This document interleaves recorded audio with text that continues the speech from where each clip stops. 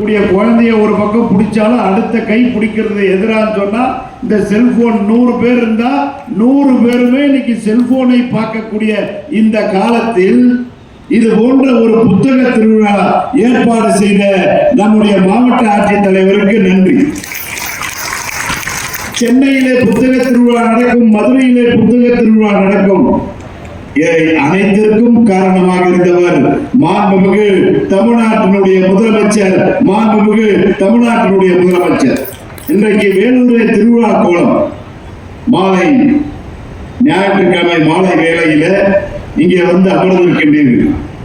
இந்த அழைப்பதையை பார்த்தேன். அன்னைக்கு துவக்க விழாவிற்கு மாவட்ட ஆட்சித்தலைவர் அழைத்தாங்க, அன்றைக்கு வர முடியவில்லை. நிறைவு விழாவாவது கண்டிப்பாக போய் இந்த நிகழ்ச்சியில கலந்து கொள்ள வேண்டும் என்ற ஆவல். 5 நாட்கள் சட்டமன்றம், நானும் அண்ணன் கார்த்திகேயனும் சென்னையில சட்டமன்றத்தில் கூடினோம். மாலைன்னா வர முடியாது.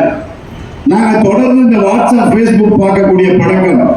அப்படி பார்க்கின்ற பொழுது ஒவ்வொரு நாளும் இந்த வேலூர் மக்கள் காதில் நன்றாக கேட்கக்கூடிய அளவிற்கு செய்திகளை சொல்லக்கூடிய தலை சிறந்த பேச்சாளர்களை இந்த மேடையில அமர வைத்து ஒவ்வொரு நாளும் ஒவ்வொருவரையும் இங்கே அமர வைத்து அவர்கள் பேசுவதை கேட்பதற்காக ஏற்பாடு செய்த மாவட்ட ஆட்சித்தலைவர் உட்பட இந்த புத்தக திருவிழாவை நடத்தக்கூடிய அனைத்து அதிகாரிகளுக்கும் என்னுடைய நன்றியை நான் தெரிவித்துக் கொள்கின்றேன்.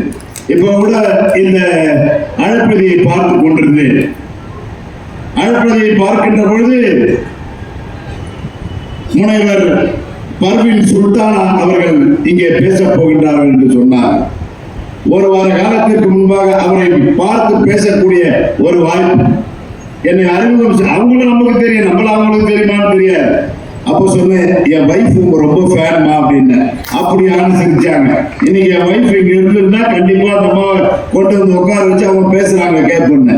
எப்படி அவங்க ஃபேன்? அவங்க நேர்ல பார்த்தாங்கன்னா இல்ல, தினம் நம்ம ஆளுங்க இன்ஸ்டாகிராம் பேஸ்புக்கில் பல பேச்சாளர்களை பேசும்போது கேட்டு அதிலேயே ஐக்கியமாகி விடுவார்கள். அப்படி இங்கே முனைவர் பர்வீன் சுல்தானா அவர்கள் கடிகாரம் ஓடும் முன் ஓடு என்கின்ற தலைப்பிலே இங்கே பேச வருகை தந்திருக்கின்றார்கள். அவருடைய பேச்சையும் நீங்கள் கேட்க வேண்டும். 3 நாட்களுக்கு முன்பாக நான் சென்னையில இவரை பார்த்தேன், லியோனி. அந்த லியோனியை சென்னையிலே பார்த்தேன்.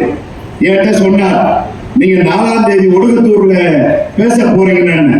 இல்லை, நான் இன்றைக்கே வேலூரில் மாலை பேச போகின்றேன் என்று சொன்னார். அவரும் வந்து ஒவ்வொரு நாளும் மாலையில இந்த பட்டியலை பார்க்கின்ற பொழுது மிக அருமையான பேச்சுக்களை இங்கே நம்முடைய மாவட்ட மக்களுக்கு தந்திருக்கின்றார்கள்.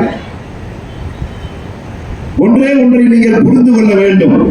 கடந்த முறையும் நான் இதே புத்தக திருவிழாவில் பேசினேன்.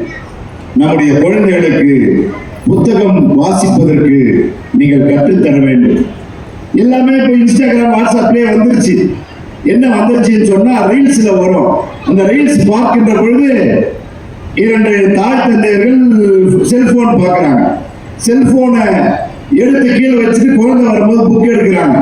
ஒரு நாள் அந்த குழந்தை செல்போன் எடுத்து பார்த்துட்டே இருந்துச்சு. 2வது நாள் தாய் தந்தையர்கள் புத்தகத்தை வாசிக்கின்ற பொழுது நம்மளும் தான் புக் எடுத்து படிக்கணும்னு சொல்லி அந்த குழந்தை தானாகவே புத்தகத்தை எடுத்து படிக்கக்கூடிய அந்த வாய்ப்பை அந்த தாய் தந்தையர்கள் ஏற்பாடு செய்கின்றார்கள். இதெல்லாம் இன்ஸ்டாகிராம்ல வருது. ஆகவே வருகை தந்திருக்கக்கூடிய பெற்றோர்களே, புத்தகத்தை வாசிப்பதற்கு நீங்கள் உங்களுடைய குழந்தைகளை சின்ன வயசுல கற்றுக்கணும். எல்லா வீட்டிலுமே நடக்கிறது ஒண்ணுதான்.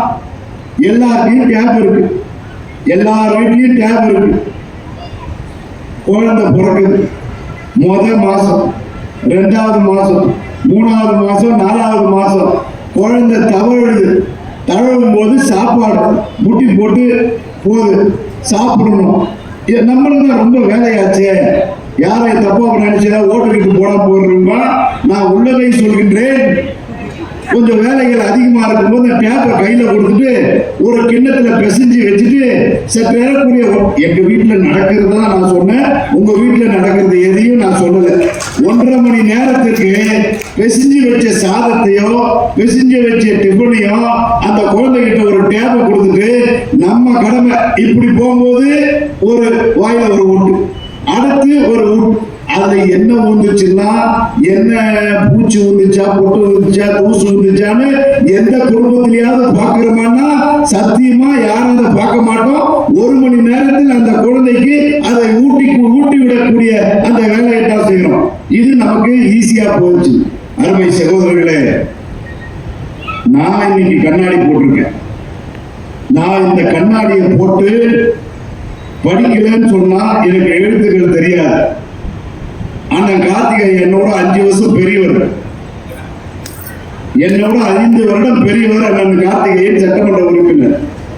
அவர் கண்ணாடி போடல. அவர் கண்ணாடி போடாததுக்கு காரணம் என்னன்னு சொன்னா, அவர் Facebook வாட்ஸ்அப் எல்லாம் பார்க்க மாட்டார். நான் மாவட்ட செயலாளர், இங்க சகோதரன் பாபு இங்க அமர்ந்திருக்கார். அவரும் பார்த்த கண்ணாடி போடல. கேட்பேன், ஏப்பா கட்சியில் இது மாதிரி ஒரு நிகழ்ச்சி சொல்லியிருக்காங்க, உங்களுக்கு வாட்ஸ்அப் அனுப்பிச்சிருக்கேன் பாத்தியான்னு. இவரை கேட்பேன், நான் பார்க்கலன்னு 2 நாள் பார்த்துக்க மாட்டேன். எப்பவுமே பார்க்காதால யாருன்னா நம்ம அண்ணன் கார்த்திகேயன். நான் போன் பண்ணி, அண்ணா இந்த நிகழ்ச்சி ஒண்ணு இருக்கு, கட்சியில் அமைச்சிருக்காங்க பாருன்னா, இருப்பா நான் நெட் ஆன் பண்றேன்னு சொல்லி ஆன் பண்ண பிறகு அவர் வாட்ஸ்அப்பை பார்ப்பார். இன்னைக்கு புரிந்து கொள்ளுங்கள், உதாரணத்துக்கு சொல்கின்றேன், அவர் என்னை விட 5 வருடம் மூத்தவர். அவர் கண்ணாடி அணியவில்லை, ஆனால் அவருடைய 5 வருஷம் சின்னவன். நான் கண்ணாடி போட்டிருக்கேன். ஏண்டா காரணம் சொன்னா, அருமை சகோதரர்களே, அடிமைப்பட்டு விட்டோம். எதற்கு அடிமைப்பட்டோம் சொன்னா, இப்போ என் போனு 5 நிமிஷம் 8 நிமிஷம் பேசும்போது அங்க இருக்கு.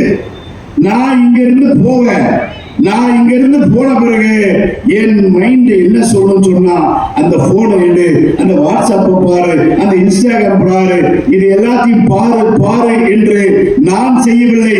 என்னுள் இந்த மூளை சொல்கின்றது, அதை பார் என்று. இப்போ வரையும் பார்க்கலாம், தப்பே கிடையாது. 2 வருட காலத்திற்கு முன்பாக நான் நினைத்தேன், மனசுல நினைச்சுக்கிட்டேன், நாம உறுதியான ஆளு. நாம உறுதியான ஆளு, உறுதியோடு இருப்போம். 8 மணிக்கு மேல இந்த செல்போன் என்ற ஒரு கர்மத்தை தொடவே கூடாதா அப்படின்னு நினைச்சேன். இருந்தேன் 8 மணிக்கெல்லாம் நெட் ஆஃப் பண்ணிட்டு வாட்ஸ்அப் ஃபேஸ்புக் பார்க்க கூடாதுன்னு இருந்தேன். போகும் கை பார்க்க மாட்டேன். நாள் 1, நாள் 2, நாள் 3, நாள் 4, மனதாவது உறுதியாவது எல்லா போன ராத்திரி 12 மணிக்கும் பாடுறா போன அப்படின்னு சொல்லி. அருமை சகோதரர்களே, தலைவர் கலைஞர் ஒரு நாளைக்கு 4-5 மணி நேரம் தான் உறங்குவார் என்று சொல்வார்கள். அன்னைக்கெல்லாம் Facebook இதெல்லாம் கிடையாது. அன்றைய நாட்டு மக்களுக்காக சிந்தித்து இரவு வரை காத்திருந்தவர் தலைவர் தளபதி. ஆனால் நாங்கள் சொல்கின்றோம், 1 மணி வரை கூட இந்த போனை தாயா பார்த்துட்டு நம்மளை இழுக்கும். இந்த வாட்ஸ்அப், ஃபேஸ்புக், இன்ஸ்டாகிராம், ட்விட்டர் போடுறதெல்லாம் ஒரு சப்ஜெக்டை நோக்கி உள்ள போயிட்டீங்கன்னு சொன்னா, அந்த சப்ஜெக்டுக்கு அடுத்து 1000 சப்ஜெக்ட் வந்துட்டே இருக்கும். யாரெல்லாம் சிரிக்க மாட்டேங்கிறானோ, நான் பார்த்திருக்கேன் ரொம்ப பேரை பார்த்திருக்கேன். சிரிக்கவே மாட்டாங்க. ஆனா இந்த ஒரு ஃபேஸ்புக், ட்விட்டர், இன்ஸ்டாகிராம் வச்சுட்டு தன்னால சிரிப்பான் பாருங்க. அவ்வளவு வாயை விட்டு சிரிச்சுட்டே இருப்பான். இவனுக்கு எதுனா ஆயிடுச்சான்ற பார்க்கக்கூடிய அளவிற்கு இன்றைக்கு சோசியல் மீடியாக்கள் வந்துவிட்டு, அது ஒரு நல்ல குணம். எங்களை மாதிரி அரசியல்வாதிகளுக்கு யாராவது இதை கிரிட்டிசைஸ் பண்ணி போட்டாங்களான்னு பார்த்துட்டு, நம்மளை பத்தி ஒரு நெகட்டிவ் மெசேஜ் போட்டுட்டாங்களான்னு சொல்லி அந்த நெகட்டிவ் மெசேஜை பார்த்து ராத்திரி தூக்கம் வராத பல அரசியல் தலைவர்களும் இன்றைக்கு இருந்து கொண்டிருக்கின்றார்கள். இதுதான் செல்போனுடைய நிலைமை. ஆகவே அருமை சகோதரர்களே, உங்களுக்கு ஒன்றை மட்டும் சொல்கின்றேன். புத்தக திருவிழா மாண்புமிகு தமிழ்நாடு முதலமைச்சர் அவர்கள் இங்கே ஏற்பாடு செய்திருக்கின்றார். இந்த புத்தக திருவிழாவில் இங்க பேசிய நம்முடைய சட்டமன்ற உறுப்பினர் சொன்னார், 35 லட்சம் ரூபாய்க்கு இங்கே புத்தகங்கள் விட்டிருக்கின்றது என்று வரவேற்கின்றோம். இன்னும் நீட்டிக்கணும்னா கூட மாவட்ட ஆட்சித்தலைவர் நீட்டிச்சாலும் மேடம் நீட்டிக்க முடியும். மக்கள் கூட்டம் கூடுதலா நீட்டித்தாலும் வேலூர் மாவட்ட மக்களின் நலன் கருதி நீட்டிக்கலாம் என்பதை தெரிவித்துக் கொள்கின்றேன். பேசும்போதே சொன்னாங்க, இந்த வேலூர் புகழ்பெற்ற கோட்டைவெளி மைதானம் அண்ணல் காந்தியடிகள் முதல் கொண்டு பல்வேறு தலைவர்கள், தலைவர் கலைஞர், மாண்புமிகு தமிழ்நாடு முதலமைச்சர் உட்பட பல்வேறு தலைவர்கள் பேசிய இடம் இந்த கோட்டை வெளி மைதானம். பல நல்ல நிகழ்ச்சிகளுக்கு இந்த மைதானம் பயன்பட்டிருக்கின்றது. இப்ப பார்த்தோம், முதல்ல 15 வருஷத்துக்கு முன்னாடி அங்க வரையும் சுருக்கி அங்க வரையும் நடத்தலாம்னா, இப்போ இங்க வரையும் சுருக்கி இது வரையும் நடத்துன்றாங்க. அருமை பெரியவர்களே, வேலூரிலே அண்ணன் கார்த்திகேயன் இருக்கின்றார், நாங்கள் இருக்கின்றோம், மண்ணின் மைந்தர் அண்ணன் துரைமுருகன் இருக்கின்றார். எங்களுக்கு பொழுதுபோக்கு என்று சொன்னால் வேலூர் கோட்டைவெளி மைதானத்தில் நடத்தினால் மட்டுமே மக்களுக்கு பயனுள்ளதாக இருக்கும், பயனுள்ளதாக இருக்கும். பல முறை நாடாளுமன்றத்தில் பேசியிருக்கின்றார், நாடாளுமன்ற வேலைக்காக இன்னைக்கு இந்த இடத்தை சுருக்கி கொண்டு போகின்றார். இன்னைக்கு உள்ளபடியே அரசு பொருட்காட்சி இங்கே நடத்தியிருந்தால் பல லட்சம் பேர் வந்திருப்பார்கள். இன்றைக்கு அரசு பொருட்காட்சி இங்க தாண்டி ரயில்வே கேட்டை தாண்டி நடக்கும்.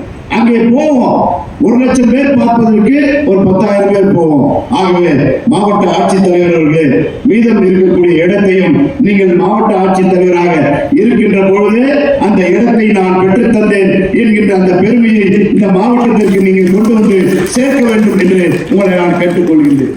விரைவிலே மாண்புமிகு தமிழ்நாடு முதலமைச்சர் அவர்கள் வர இருக்கின்றார்கள். அரசு நலத்திட்டங்களை தர இந்த மாவட்டத்திற்கு வர இருக்கின்றார்கள். பல்வேறு ஏழை எளிய மக்களுக்கு பட்டாக்களை வழங்குகின்ற நிகழ்ச்சிக்கு வர இருக்கின்றார்கள். பல்வேறு ஏழை எளிய மக்களுக்கு பல்வேறு நலத்திட்ட உதவிகளை வழங்குகின்ற நிகழ்ச்சிக்கு அரசு விழாவுக்கு வர இருக்கின்றார்கள். இந்த இடம் போதுமா என்றால் கண்டிப்பாக போதாது. அதை பெற்றுத்தர வேண்டும் என்று மாவட்ட ஆட்சித்தலைவருக்கு, சட்டமன்ற உறுப்பினர்கள் என்ற முறையில் என்னுடைய கோரிக்கையை உங்கள் மூலமாக நான் இங்கே வைக்க விரும்புகிறேன். கடைசியாக ஒரே ஒரு வாரம் பேசும்போது நம்ம டாக்டர் அருமையாக பேசினார்.